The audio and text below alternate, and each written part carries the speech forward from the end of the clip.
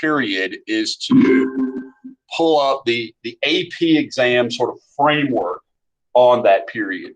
And so what I thought I would point out to you is what's the period on the AP rubric framework that says, you know, this is what happened after World War I leading up to World War II in terms of foreign affairs. So if you can think of the Roaring Twenties and the New Deal as being domestic, you know, in America, this chapter is going to deal with the stuff that was going on in the world during the late 20s and 30s, okay? So we're going to kind of be looking at world history from an American perspective. So if you look at the PowerPoint, a couple things to really draw your mindset to. Pre-World War I, we're neutral, right? We had a long-standing tradition of non-involvement. So who knows, what does that date back to? George Washington, right, very good. So from the Neutrality Proclamation all the way through the Monroe Doctrine, the reinforcement of the Monroe Doctrine until William McKinley, right, and Theodore Roosevelt. But after World War I, we're going to return to a limited isolationist policy. So you can see here the mention of Wilson's reason for World War I is both humanitarian and democratic. Pay note of this. I didn't really emphasize this term. I did mention to you the name John J. Pershing commanded the AEF. The AEF is the name of our units in Europe. So just be aware, that's what they were called, American Expeditionary Force. Obviously, it tipped the balance in morale, in just sheer troop presence, in weapons, but not in battles. The U.S. Senate, you remember names like Lodge and Bora and Johnson. So the Senate did not take us into the Treaty of Versailles, as you recall, or the League of Nations. And here's a word you may or may not know, and that is unilateral. So what we did is we did not engage in what is called multilateralism, which is where you work with other countries in your foreign policy. We acted single-handedly, or one-sided. Unilateral is like one side. So we were unilateral. When you think about things like the Dawes Plan, when you think about things like the Kellogg-Briand Pact, and it says here, select military intervention, you should know that's probably where. Where did the military intervene anywhere? Latin America, right. So the select would be in Latin America, particularly under Coolidge, right? Less so under Hoover. Early in the 30s, we did become concerned, and we'll definitely talk about these two concepts today, of the rise of fascism and totalitarian. However, the vast majority of Americans were opposed to military action until Pearl Harbor.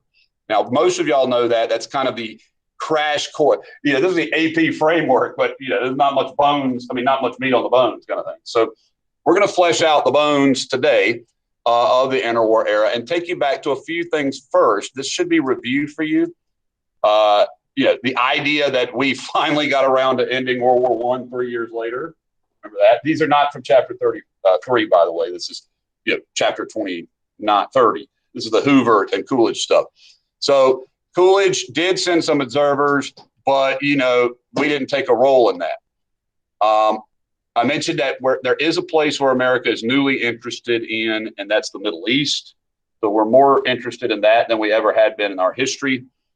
But by and large, we're not that interested. However, and this is where I was talking about Charles Evans Hughes, there had been an attempt to reduce the size of militaries around the world. So we're not completely isolationist throughout the 1920s, obviously. So a reminder of the Washington Naval Conference, although it's usually colloquially called the Disarmament Conference, and the subsequent five-power treaty. Mentioned again that we were in Latin America routinely, but Hoover is going to start withdrawing troops from there. And then our other big thing that we get involved in is the debt payment plan for Germany. All of this, is going to contribute, if you remember CRASH, our acronym, reparations, particularly are going to contribute to the Great Depression. And, you can recall the Pact of Paris, or I call it the Kellogg-Briand Pact. But keep in mind, that's America's attitude during the Roaring Twenties. Don't forget Hoover's, response is called the Stimson Doctrine. This is named after the Secretary of State who issues it after Japan seizes Manchuria. Hoover's like, we're not going to recognize that territory. Keep in mind, that doesn't do a whole lot in terms of like substantive behavior. It's not like we're actually going to stop them. There are some informal boycotts, which is enough to tick off some Japanese, but by and large, we kind of leave them alone. So again, reminder of the Stimson Doctrine. America, doesn't really do anything else beyond that.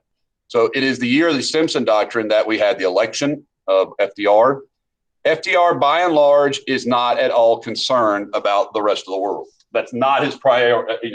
When he comes in 1933, he is overwhelmingly interested in solving the Depression. So at the time, everyone else in Western Europe wanted to solve the Depression too. So they hold an international meeting that FDR sends the Secretary of State to, called the London Economic Conference. And what they're trying to do is to figure out a way to, the British are on the pound. The pound is on the gold standard. The American dollar was on the gold standard. But what FDR has done here at home, as you may recall, under his managed currency, is take us off the gold standard. Well, the Brits then go off the gold standard too. But they're trying to work out a deal where everybody will recognize money the same. But once you go off the gold standard, that doesn't work anymore. So when FDR hears what is going on, he's like, we're not doing that. We're not going to participate in this because I want inflation. And even the Federal Reserve accepts inflation. So the point is that if there was going to be a multinational solution to the Depression, this killed it. This was the moment where that's not going to happen. So FDR is going to, work on solving the Depression here at home. The interesting thing about imperialism in the American history is it kind of ends with a whimper, not a bang. FDR has now viewed the Philippines as a liability, right? And so we pass a law in 1934 that says we will leave by the end of 1945. Ironically, we do that, but not because of this act, because of the end of World War II. But nonetheless, you should know the Tidings-McDuffie Act is saying U.S. will withdraw from the Philippines. So we're actually shrinking our overseas commitments as FDR intends. So definitely want to know that the London Economic Conference was trying to make currency exchange be like equitable. So when you bought a good from Britain, the dollar value of that good equated to a realistic dollar value in America. The problem is, without any set piece of currency or standard for that currency, it's hard to do. Today's international exchange rates are determined by the U.S. dollar. So all currencies today are rated against the U.S. dollar for how much they're worth. Are they worth more or less than a dollar? Back then, it was how much are they worth towards an ounce of gold. Okay, so he takes them off of that, and it'll be a while, and we'll go back on the gold standard. In 1971, and then Nixon will take us completely off the gold standard by 74. So in other words, we're going to go back on the gold standard for a while, having both printed after World War II, but not really very much. And then by 1970s, we'll never go back on the gold standard. So we've been off the gold standards completely since 1970s. All right. So one of the things that FDR does, which is seen as a bit of a shock, is the recognition of the Soviet Union. Right now, what that means is, remember, under the Stimson Doctrine, we won't recognize territory gained by force. Right. Well, if you go all the way back to 1919, Woodrow Wilson had refused to recognize the Soviet Union. That means this is not a legitimate government. The country of Russia does not have a legitimate government. According to us, for 14 years. So during the period of Lenin's dominance of Russia, of the Soviets, we don't even accept Lenin as the leader of the Soviet Union. But finally, FDR kind of has to accept what is real. It's obvious. It's on it. Clearly, this Soviet Union is here for a while. So he thought it would be a good move to say, we recognize you, Russia, because it was becoming pretty clear who the potential aggressors were going to be, particularly Japan and Germany. And so if we could be kind of on friendlier terms with the Soviets, that would be good, since they are probably going to be in the middle of a fight between Russia and Japan and Russia and Germany. So, yeah. Anywho, he also hoped that there would be some trade actually between the U.S. and the Soviet Union. Like we might actually engage in commercial ties. This doesn't happen. We never really developed any major commercial ties during this period in history with the USSR. But I want you to put this in context, right? Remember, one of the biggest criticisms of FDR is he's soft on communism, all right? And here he is formally recognizing the Soviet Union, at the time the world's only communist country. And so this will actually be more grist for the mill for the criticisms of FDR by those on the right. Now, I also want to point this out as something else importantly, and you might want to keep this in the back pocket of your mind, so to speak. After this, right, and after the Democrats' close affiliation with labor unions, the Democratic Party becomes known as soft on communism, right? They're pink if they're not red. And so what that's going to lead to is in the 50s, after World War II, this stuff will be revitalized. And people will be like, Republicans will be like, those Democrats are soft on communism, right?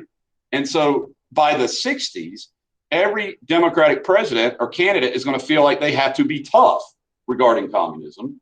So when a small communist insurrection occurs in French Indochina, John Kennedy has no choice but to be tough on communism, right? Which means stop a communist uprising there. Harry Truman has to be tough on communism. They don't, so in North Korea. So the whole thing is this is going to become a political dynamic that's part of the narrative that Democrats are weak when it comes to dealing with communism. So this is, that's certainly not FDR's intent. But that's one of the sort of unexpected outcomes of this. Okay, so let's talk about Stalin for a minute. And this is not in your textbook, but I do want you to know it. So you might want to write this over on the side out by number 4. Or just remember that by this point, the leader of the Soviet Union was an absolutely brutal dictator. You understand? One of the worst human beings in history. So recognizing this country under the leadership of this guy sounded pretty bad to a whole lot of Americans. But keep in mind, what was the year? We've got a whole lot going on in 1933. So, this is not going to be our paramount concern in 33. But I do want you to recognize that Stalin, by 33, has been in power for 11 years.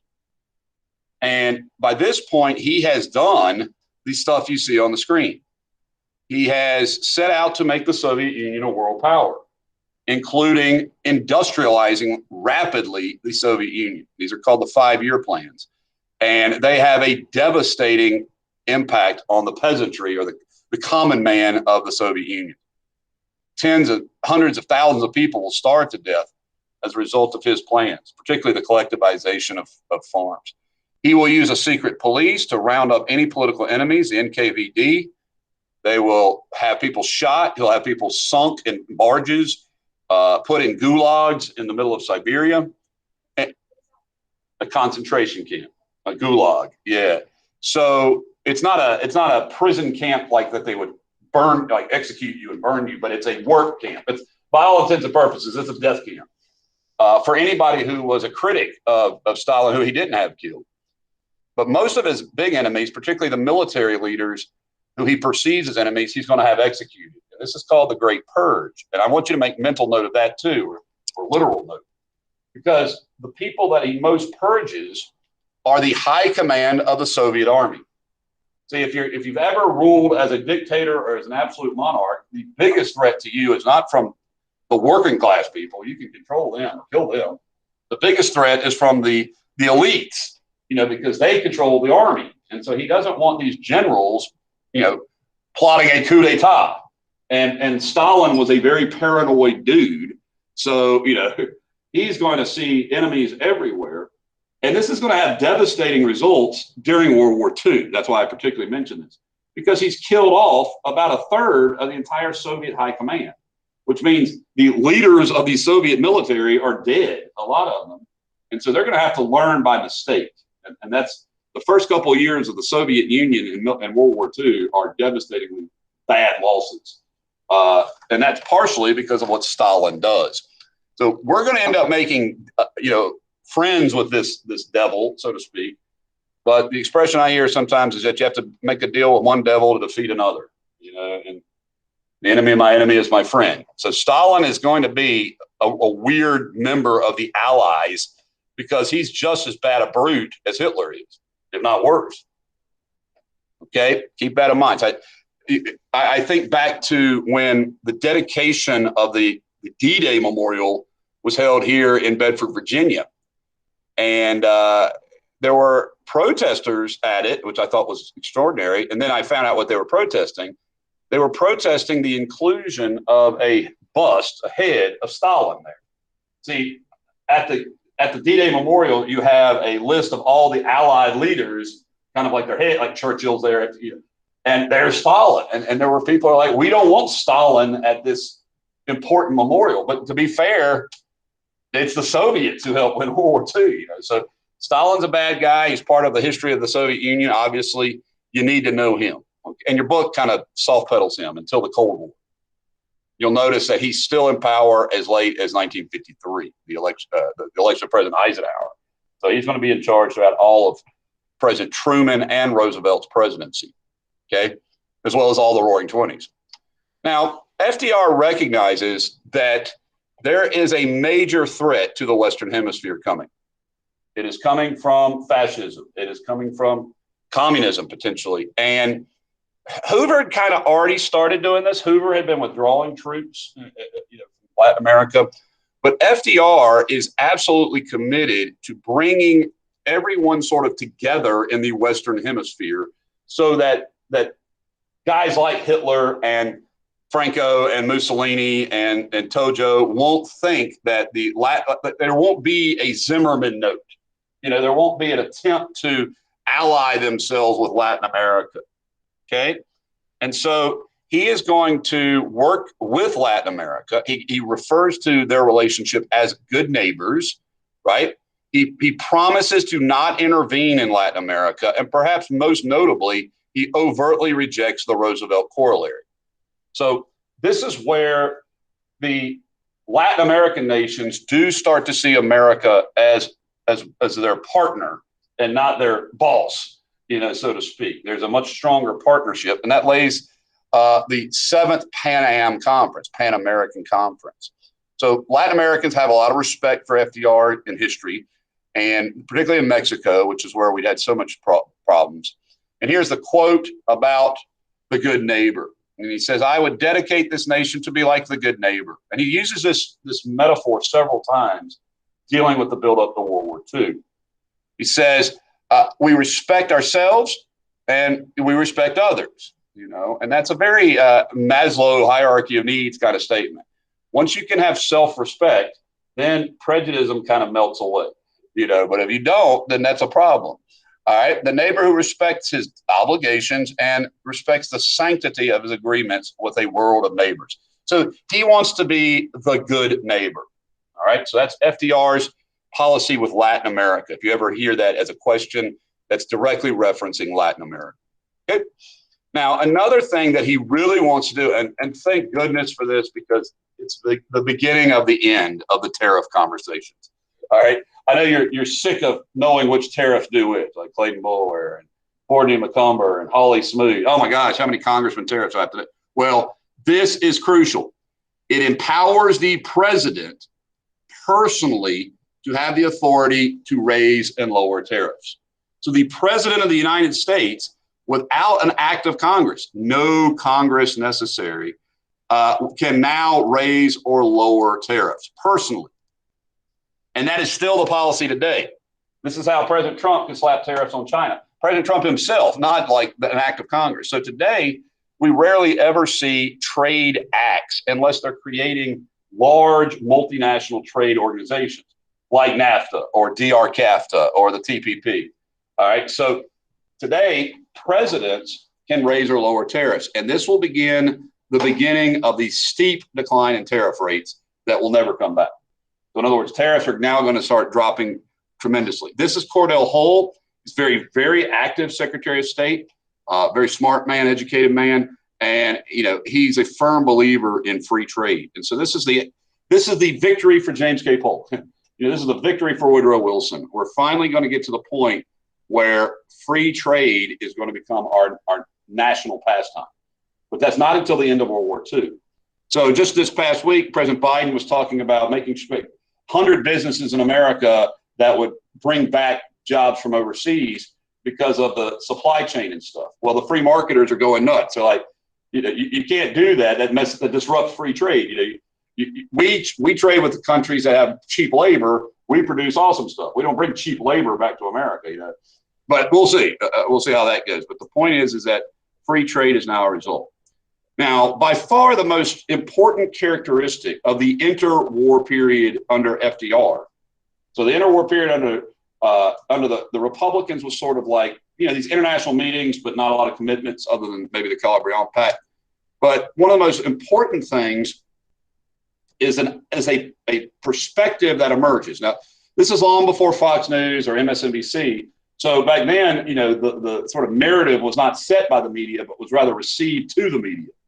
And so this guy was very smart handler of public hearings. So these public hearings would be on the radio, and his name was Gerald Nye.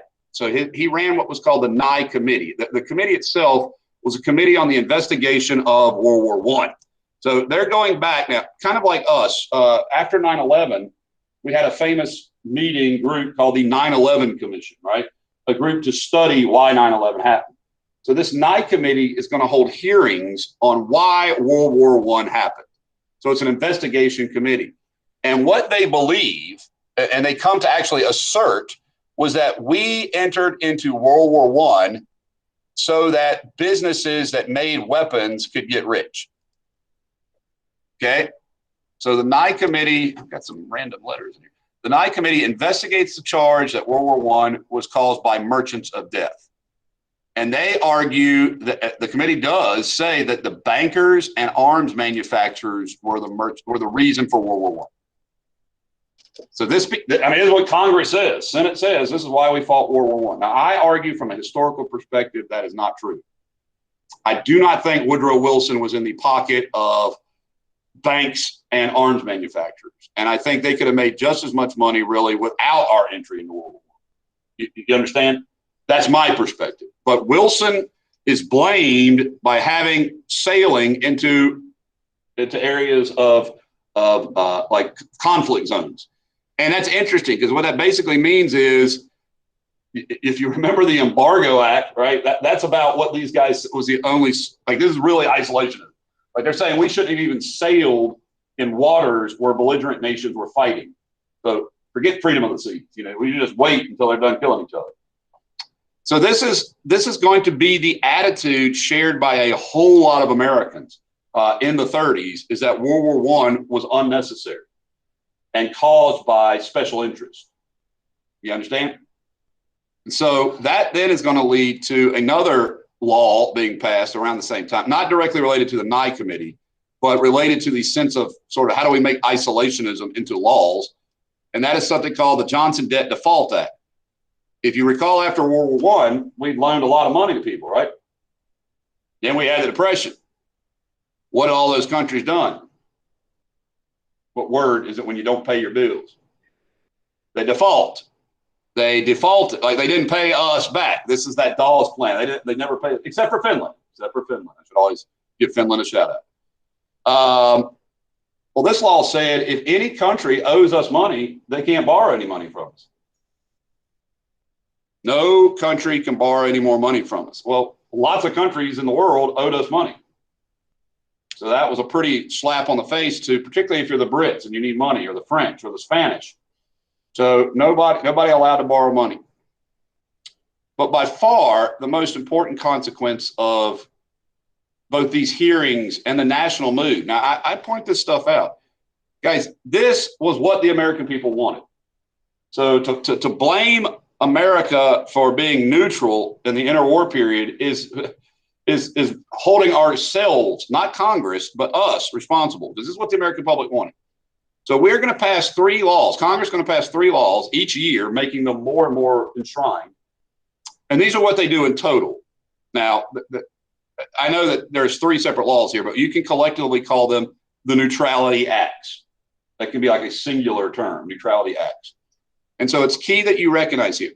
If the president says, if he proclaims that there's war, so all he has to do is say, yeah, there's war going on, then these things automatically kick in. Belligerent means fighting countries. So no arms, meaning weapons or weapons of warfare, to fighting countries. No loans of any kind, no money to foreign countries that are fighting. Here's where Wilson did not do. No travel on any country fighting in war. So there'd be no Lusitanias, so to speak, if this had its way.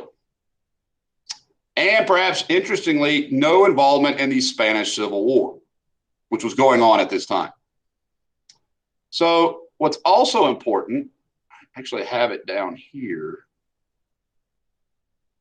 We'll put it here because it makes sense here. We actually choose to downsize our military during this period. Now, obviously, we're going to downsize it from the height of World War I, but I have two charts that I use to show you this, and I'll show you the other one too, since why not? Here we go.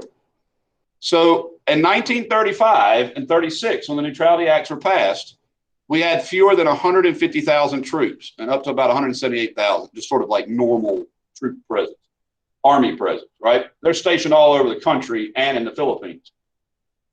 So fewer than 138,000 people in the year the first Neutrality Act went into effect. That should tell you something. And this is what this historian writes. This historian did a study of sizes of troops during this period in history. Now, keep in mind, by 39, we had 180,000. That ranked us 19th in the world. So the U.S. Army, at the outbreak of World War II, had a military smaller than Portugal's. Belgium had a bigger military than the United States did. So the thought of us being the great military power of the late 20th century was not true of the first half of the 20th century or first third. Like, we had a much smaller military, right? And it was shrinking. Officer corps was aging. There was a new development made during this period of what was called the Army Air Corps. That was about the only thing that was having any kind of investment in it. And then FDR supported the Navy. So the good news is the Navy continues to kind of be strong. But when it comes to ground forces, they're almost non-existent. The Navy will remain strong. Tragically, almost the entire Pacific Fleet is obliterated at Pearl Harbor. So we're not building up a sort of colossus of military power during this period. We're going the opposite direction. Got that? And very much because of the Neutrality Act. So here's a picture of Uncle Sam, and you could probably tell what he's proverbially doing. What's he doing? No, he's not watching it, really. He's doing what? He's turning his back on it. That's exactly right. He says it ain't what it used to be. And he's turning his back on Europe, which is a very apt parallel. Now, nobody had a crystal ball in the United States in 1935. They couldn't know how bad World War II was going to be. The Europeans and the Brits and the French didn't want to fight either, But it's because they weren't listening to Hitler. They weren't listening to what people were saying about Hitler. They weren't watching what the Japanese were doing. They had their own problems. They had the Depression. So think about that routinely. So what does this result in? What are the results of the Neutrality Acts? I'll come back and do the dictators in a minute. We've already done Stalin, right? If you're reading on number 7, I'll do each of the dictators kind of in context better. So you could write your stuff about Stalin under number 7 and it'd be fine there. But these are the results of the Neutrality Act. So I definitely want you to be aware of these. By saying we won't sail into areas where belligerents are fighting, we're saying we won't recognize our own twice fought for the freedom of the seas. We have a major reduction in our armed forces at a time where many states in Europe are building them up dramatically. The problem with the Neutrality Acts, and it's always a problem with being neutral, it's why Thomas Jefferson said being neutral is never neutral. Okay, well, Howard Zinn, the historian, says you can't be neutral on a moving train. You're moving in one direction or another. So what happens is by not helping anyone who is fighting, anyone, It meant the aggressors who had more power and money could beat up the weaker countries and not have to worry about us helping the weaker countries. So we are going to basically say we're not going to trade with Germany or Italy, but we're also not going to help the Spanish freedom fighters. So we don't take any sides. And sometimes when you don't take a side, that means the bad guys are stronger. And that is definitely what happens here. So we don't pick between the thugs and the victims. And then that means if nobody who's strong is going to stop, that means the thugs are going to go harder. Hitler says is if America had had stepped up and said, you can't do what you're doing, he was not prepared to want to engage against the United States in 1935. Like that would not have happened. He would not have gone forward if America had been willing to commit troops to, let's say, the defense of Czechoslovakia. But we certainly weren't, nor were Britain or France. So, all a bully needs is permission. All right. Heck, you usually don't get that. So here's your second dictator. So your first dictator who came in at the same time as Mussolini was Stalin. So if you're filling in your dots, you can write Stalin and some of these key events beside him, right? Remember, he's in power for 30 years. We're going to be talking about Stalin for a while. Our next leader is by no means as powerful or as influential as Stalin. And his name is Benito Mussolini. He's been in power since 22. He created the doctrine or philosophy of fascism. That's his ideology. He came to power because the Italians didn't get squat for fighting in World War I. They got left out of the deal. And they blamed that on a weaker Italy, although Italy had some serious issues of its own, not due to foreign presence. It was due to the South was deeply agrarian, very poor, and there was a whole lot of potential communist uprisings in Italy. And so this guy comes to power against communism. Ironic, since he started out as a socialist. So he wants to restore the ultra-nationalism of the great Roman Empire. That's the last time Italy was seriously a strong country was a united strong country was the Roman Republic, the Roman Empire. So he's like, we're going to go back to that. The problem was the Mediterranean world had been pretty much carved up by then. They do control Libya, what we call Libya today, right? The Italians had Libya, but the only real state in Africa that was left to be conquered that wasn't already ruled by some other power, with the exception of Liberia, was Ethiopia.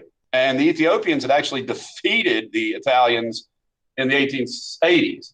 So this is his target, Ethiopia. Now, Ethiopia was a member of the League of Nations, as was Italy. And when the Ethiopians are invaded, their king, Haile Selassie, appeals to the League of Nations. Hey, we're being attacked here. And this time the Ethiopians were not going to be successful militarily. The Italians did have modern weaponry and things like that.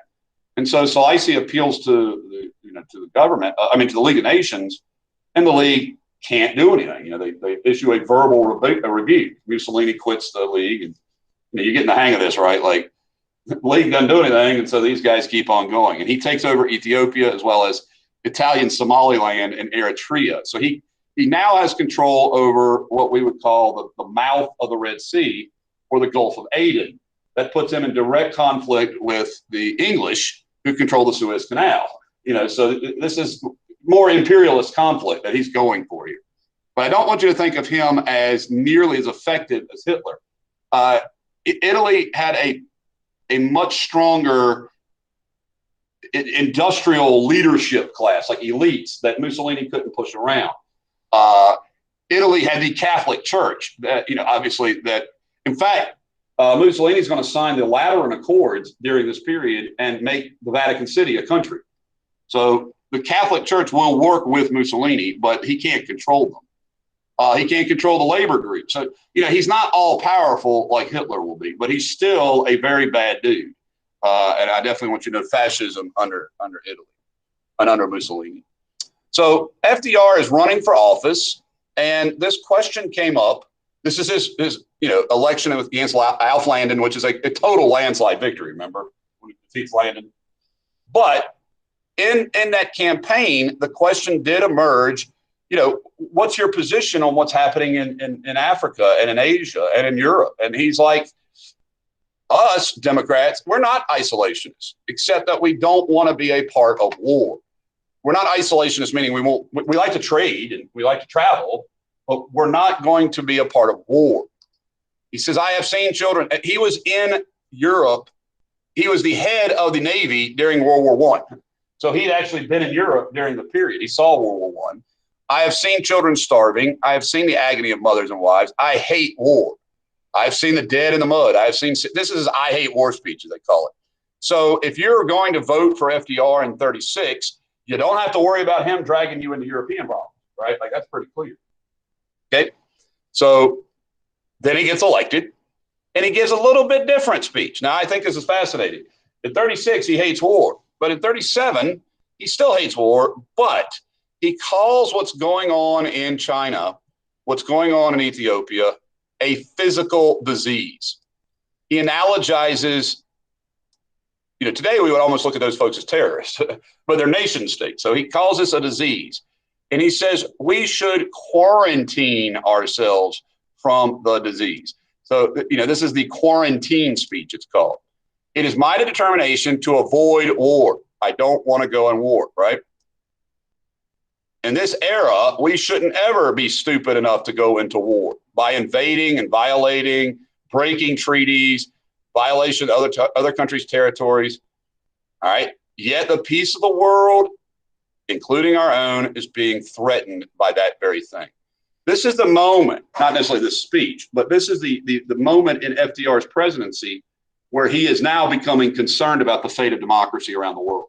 He is becoming concerned about the fate of self-determination, because these people are spreading like a plague, right? That's how he sees this. And so he's now saying, I'll pretty much do every measure that's important to avoid war. But every measure to avoid war means I'll do a lot of stuff as long as it doesn't mean we have to fight. And so for some people, they don't like that language. They don't want to see everything to avoid war that's practicable, but we're not going to enter war. So in other words, he's going to do stuff to maybe help. It is my determination to adopt every measure to avoid war, but it's inconceivable, right, that people would do this today. So by closing it with this line, the peace of the world and the welfare and security of every country is threatened. He's leaving that open for, hey, I'll do what I have to if keep in mind, he's elected now. Well, over in Spain, you've had a terrible uprising that is now called the Spanish Civil War. This fella here, this is a general or a generalissimo, and his name is Francisco Franco. And there is a a constitutional monarchy in Spain. They have a Republican government, and it's too left-leaning for Franco. It's to spread the love, help out the poor, stuff like that. And so he's a fascist, and he is going to get aid and money from the Italians and Germans, and they're going to help the Spanish fascists defeat the Spanish Republicans. Now, some Americans are going to violate the neutrality laws. Neutrality acts also prohibit Americans from serving in other countries' military, right? Kind of like if you go all the way back to when Citizen Genet was trying to recruit Americans to fight the French Revolution, right?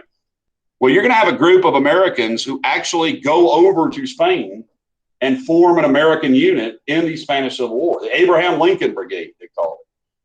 And they're going to fight. Unfortunately, and this is where the water gets muddled, the only other country that sends major assistance to the Spanish against Franco are the Soviet Union. And so we don't want in America to see in any way helping communists. Now, I will tell you, the Spanish Republicans weren't communist, but they were left-leaning. And, Hitler and Mussolini are helping Franco. They're bombing civilians. And so some of our people do go over. Okay. Here you see the Italians in Madrid helping the fascists. So, the fascists are helping, most notably, of course, I don't have a picture of it today. And I don't know why I took that out. I took the picture of it out. The bombing of the village of Guernica, and Picasso's famous painting. But we really, in all accounts, do nothing to help the Spanish. We make more neutrality acts because this is the first fighting war in Europe since World War I. You understand? And it's got Germans in it bombing civilians. It's got Soviets there. It's got Spanish there. And of course, it's got Italians there. So we don't really want to get involved in that. Okay. And in the end, by the way, the fascists win. Now, Franco is not our fourth totalitarian. He's our sidebar totalitarian. He's the other totalitarian. He's not the four major leaders. So if you go back to number 7, I want you to consider this guy the third totalitarian leader. This is Hideki Tojo. And Japan doesn't adopt fascism, and they don't adopt communism, and they don't adopt Nazism. But what they adopt fully is militarism. So if I can remind you, the Japanese government is modeled under the imperial government of Kaiser Germany. So the Kaiser is the emperor of Germany, right? Well, so they have this young emperor, and he is young. I mean, he's in his early 20s. And so he's not really in a position to govern Japan, particularly because the generals are really running the country. So try to think of it as like a collection of big generals making all the major decisions. That Mukden incident in Manchuria, the emperor didn't even give any permission for it. They just started it. So Emperor Hirohito is really under the control of General Tojo. And Tojo is running it's called Diet in Japan, the parliament in Japan. And their goal is to make the Japanese military and the Japanese empire the most powerful empire in the Pacific, in Asia. And so they want to take over everywhere in Asia, but they also use language like Asia for the Asiatics, which means drive out non-Asiatic people. So think about closing the open door in China, forcing America out of the Philippines, forcing the French out of Indochina, forcing the British out of, Hong Kong and out of Singapore, forcing the Dutch out of Indonesia.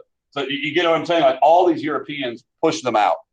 And so they need to industrialize and militarize. In the end, they invade Korea, take that.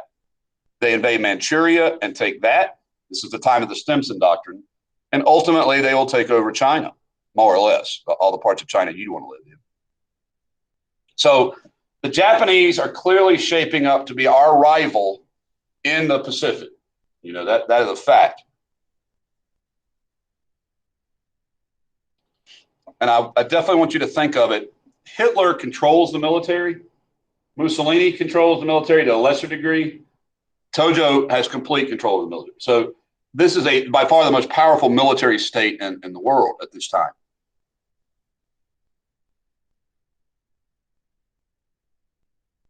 So hopefully you understand that, for Japan, motion means they have to take over other people. Okay. So what do we have to do with all that? Well, I told you this is going to mess up the open door. And Japan knows that we are the ones that issued the open door. They know the Stimson Doctrine is on the books. The Stimson Doctrine says we're not going to recognize this territory. You can't take it over. We're here. We're not leaving just because you took over areas. And then you have what we would call a provocative incident. So it's 1937, and a U.S. warship is defending American oil transport ships on the Yangtze River, which is in eastern China. Now, this big river, the Yangtze River, is supposed to be like a water highway for trade. Like this is the kind of thing they've worked out deals with under the open door, including Japan. And out of the air, out of the skies, this is a gunboat battle, not a bomb battle. On the high water, on the river water, a gunboat shoots at several of the American ships, including the Panay. That's why it's called the Panay incident, the USS Panay. I don't remember what the losses were. Let me dig that up real quick.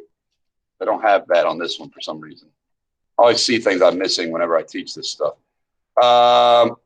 Oh yeah, they shot the survivors in the water. One gunboat sunk, 3 killed, 43 wounded. So 3 killed. Yeah, you could actually see the Panay sinking right there. Y'all see the water over it? 3 killed, and what did I say, 43 wounded? It's easier here. 3 killed. and 43 wounded. Now, if you were Teddy Roosevelt or John McCain or any other major leader, Andrew Jackson, James K. Polk, we would call this a casus belli. They shot an American warship. That's war. At the very least, that's blowing up some Japanese ships, right? They killed Americans on a place where, you know, there's no business killing Americans. So most scholars that I've read, and probably about 3 or 4 on this one, pretty much insist that this was a test by Japan. Like, they knew what they were doing. This wasn't an accident. This was to see how we would respond. Like, okay, we're gonna sink this ship. What are they gonna do about it? You know, and had we probably responded in heavy force, you know, it's one of those things. But again, try to understand that with democracy, there was no political will to go to a war with Japan, and certainly not over the sinking of the ship.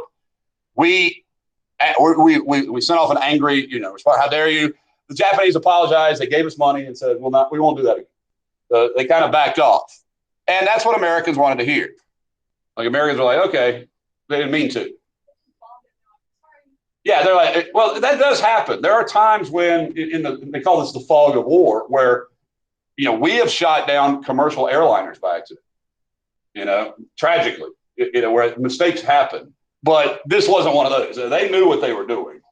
Strafing the survivors in the water, that's not an accident, you know.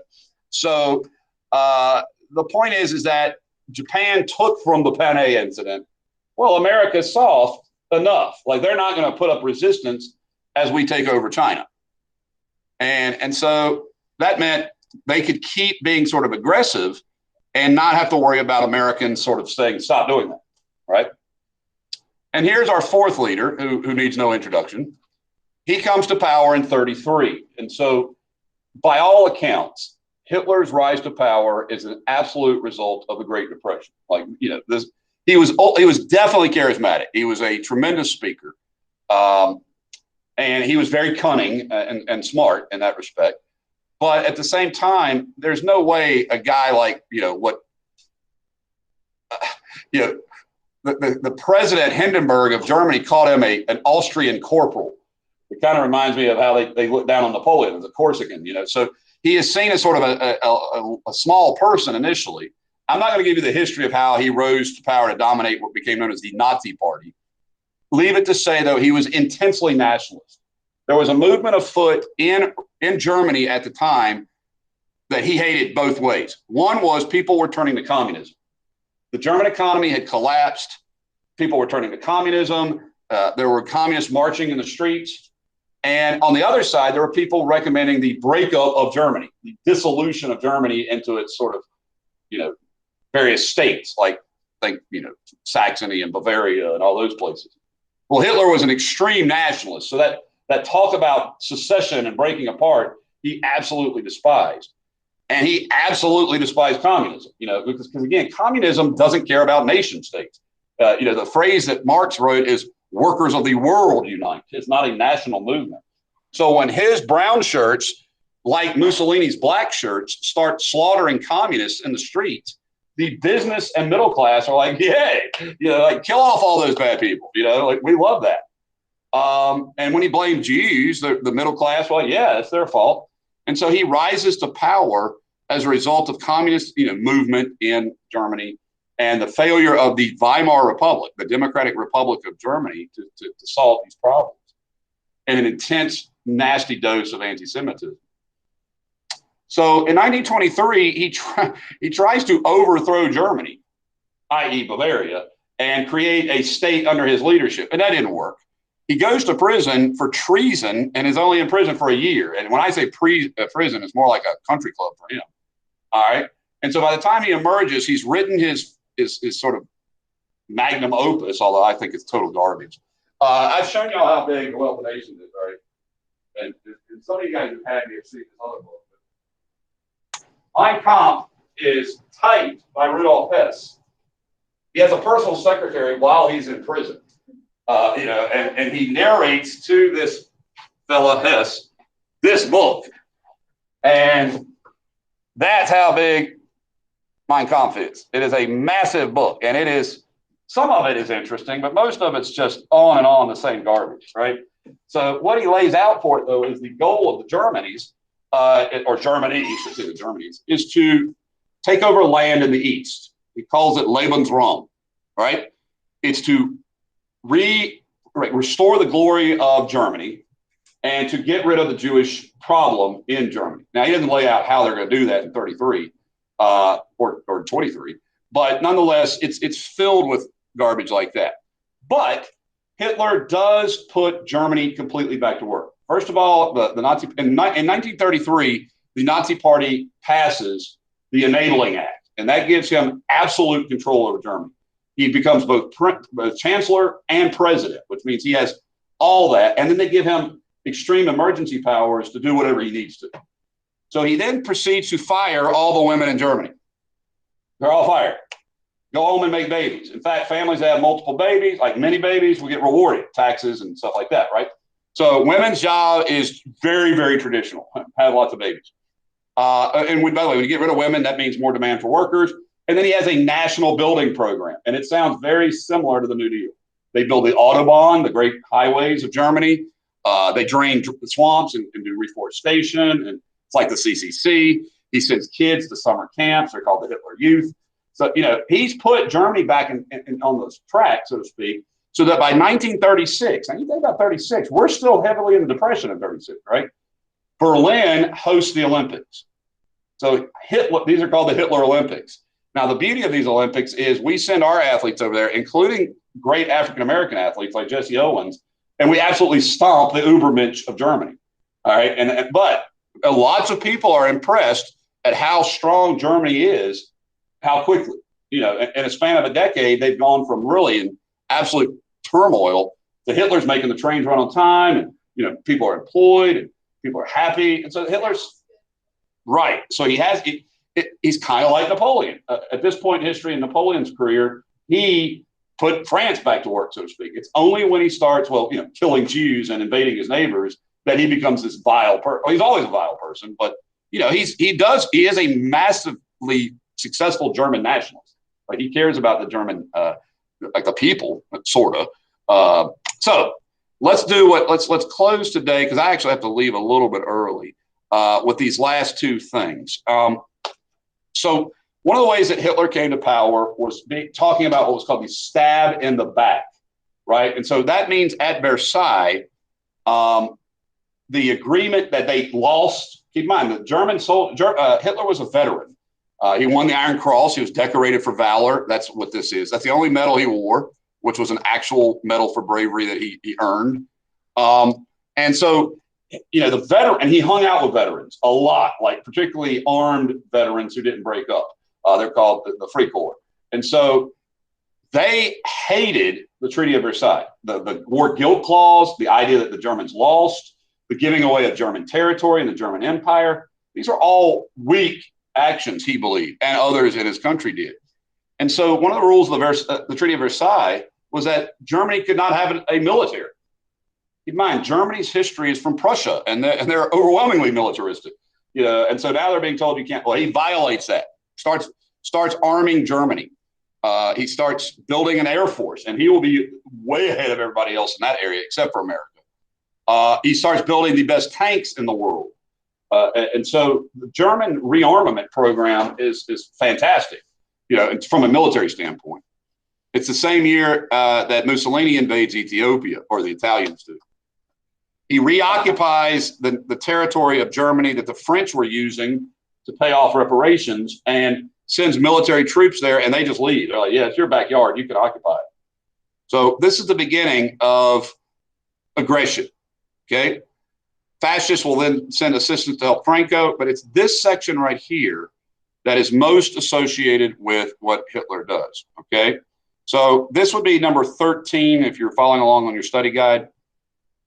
So the first thing he does, if you're following the list, he rearms. So like this would be Hitler's first sort of aggressive action. He rearmament, which is in violation of the Treaty of Versailles. But nobody says it, and most stops it. Secondly, he occupies a territory that they weren't supposed to, the Rhineland, and it militarily occupies it. And nobody stops it, okay? But it's these right here that are the most concerning to the West, these last two. So he adds Austria. Anschluss just is a German word for like annexation. So they annex Austria. The Austrian prime minister is invited to Germany to have a conversation, and then he's held prisoner. And they're like, all right, you either allow for Austria to be annexed or we'll invade and take over Austria. And he's like, all right. So they just Hitler just consumes Austria and adds it to Germany, which is always his goal, is what he called Greater Germany and Lebensraum. But the next thing that really scares the daylight, out of the West is this formal military alliance that's created. It is called the Rome-Berlin-Tokyo. And it starts with the Rome-Berlin axis, and then it adds Tokyo to it. So the word axis describes a military alliance between Italy, Mussolini, Hitler, and Tojo. So the three of them are, while they don't share necessarily the same views on everything, they're in a military alliance called the Axis powers. Reminder, the bad guys in World War I were called the Central powers. The good guys in World War I and World War II will be called the Allies. But it's this act in 1938 that really is the one that starts to wake alarm bells everywhere. So one of the things that happened after World War I was the dissolution of Germany and the Austro-Hungarian Empire, the empire. And one of the things it created was a place called Czechoslovakia, right? Czechoslovakia. In the western region of Czechoslovakia, now you don't have to know this for this class, but I'm telling you this. The western region of Czechoslovakia, it's kind of like a sea, is German-speaking and German ethnic, and it was called the Sudetenland. And Hitler wanted it. He wanted the Sudetenland because it was, for him, historically German. So he demands it. And the British and the French, who are the other big powers, say, well, we should have a conversation about this. You can't just go devouring your neighbors whenever you want to, right?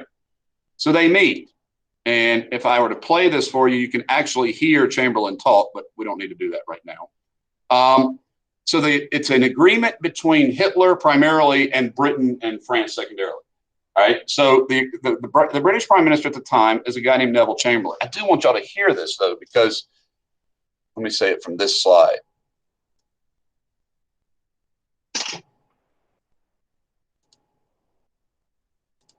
Oh, I took it out. I took the sound out. I'm sorry. Maybe I did. I took it out. All right. So there used to be a soundtrack on this, and I removed it because it was always appearing whenever I didn't want to. But what Chamberlain does is he comes back from Munich, excuse me. It's called the Munich Conference. And he says, he's holding up the signature of Hitler's agreement with him in his hand there. And he says, I have met with Herr Hitler, and we can now breathe easily. We have peace in our time, right?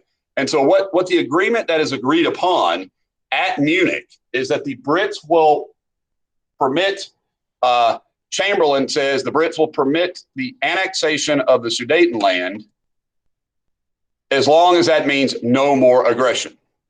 Like, that's it. That's the last of the historic Germany territory that you can take over. And he says, we have peace in our time. And when the fans, so to speak, when the crowd hears this, and this was in my soundtrack, they just scream with applause, because it's like Chamberlain has kept the peace. And so he's a big hero here, and he's absolutely done what the British people want, which is to keep British people out of a European war. The problem is you get a concept from this that is absolutely appropriate, and that is called appeasement. This was a test of the Brits by Hitler. Hitler will later refer to this guy as a spineless worm. This guy's going to get cancer the next year, pretty bad cancer. But nonetheless, like the deadly kind. Nonetheless, this is giving in to demands that you consider reasonable, but that a bully sees as weakness, right? So when Hitler hears you can do this without a fight, he's like, oh, yeah? Well, let's just go ahead and take over all of Czechoslovakia. And he does. Hitler invades Czechoslovakia, which, by the way, was not all German. All right. It was a variety of ethnic groups, including Slavic. And so with that, you can recognize that appeasement isn't working. Hitler sees that as weakness. It's giving in. If you guys bug me not to do something and then I let you do it, like not do it, then the next time you're going to be like, well, if I bug him hard enough, he'll let me not do it. Right. and that's it's a slippery slope analogy. But when it comes to foreign countries that are bullies, that's a fair analogy. So then, with an agreement, I should really put the agreement before. Well, this is what I want you to see right here. So let's check that out separately. So Hitler then stuns everyone, including Churchill, who never saw this one coming. Stuns FDR. Hitler sends von Ribbentrop to meet with Molotov and Stalin. These are their leaders. And they agree to not be enemies. So keep in mind, Hitler had come to power killing communists. That was their sort of raison d'etre, get rid of communists. And here is the fascist dictator of Germany making an agreement with the Soviet communist leader. So it's called the Nazi Soviet or the Hitler-Stalin non-aggression pact. It's an agreement to not fight each other. It's not an alliance. They're not allies, but they agree to not fight each other. And so Churchill had always hoped, I'm mentioning Churchill because he's soon to be coming in power. Churchill had always hoped that Hitler and Stalin would fight each other and the communists would kill the fascists and vice versa, and then democracy would be great. Like that would have been ideal. In fact, Truman says, if we see that Germany is winning, we ought to help Russia. And if we see Russia is winning, we ought to help Germany. And that way, let them kill each other as much as possible. Because they can't stand communists or fascists, right? Well, now the communists and fascists are theoretically on the same team. And this is like hysterically scary. So they march into Poland. And I mean, when I say they, I mean the Germans and the Russians. Actually, the Soviets invade from the east and the Germans invade from the west. The Germans get so far so quick, the Soviets will hardly get anything. And that's because Hitler capitalizes on blitzkrieg. Blitzkrieg is lightning warfare. It's very fast tanks, airplanes and bombers, and then eventually the people come on the ground. And the Brits and the French have no choice. They've reached the point where they're going to have to support Poland's neutrality. They have promised that if you attack Poland and violate its neutrality, then we will come to their assistance. And so after Hitler invades Poland, the British and the French declare war on Germany. Okay. And they also declare war on Germany's allies, which were Italy and Japan. And that's the beginning of World War II. So tomorrow we'll do the second half and finish this chapter. Okay. Definitely know the non-aggression pact. Okay. Because starting tomorrow, starting in 1939, things will change dramatically from the American perspective. Because, before this was like not that big a deal. Well, now, World War II has started, formally started, and that's a much bigger deal. So that's where we'll pick up tomorrow.